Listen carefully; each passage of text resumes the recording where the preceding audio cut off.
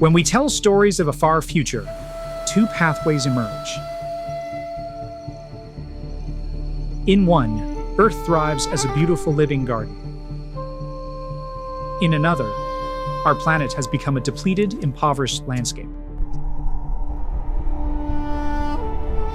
Early this year, my family and I experienced the devastation of the LA fires. The record disasters around the world in 2025 remind us of what's at stake when it comes to getting us right. These warnings are real, but they are not destiny. At Reforestation, we choose the first path: to become stewards of a beautiful garden Earth for future generations.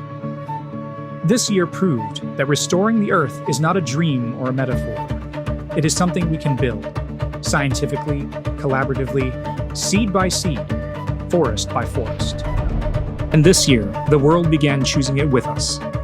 We saw global momentum for restoring nature take a real step forward.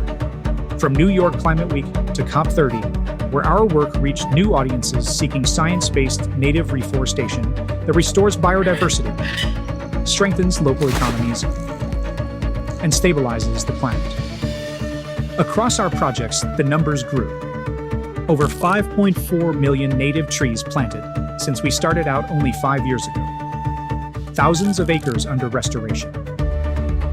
16 million seeds banked and ready to regenerate damaged ecosystems.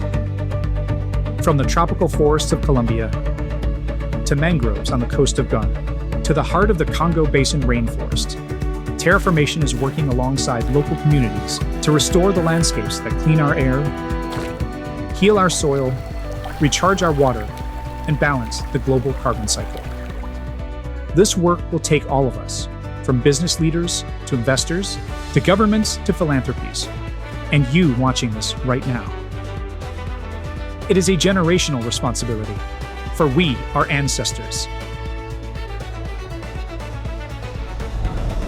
The path ahead is long, but for the first time in a long time, it feels open.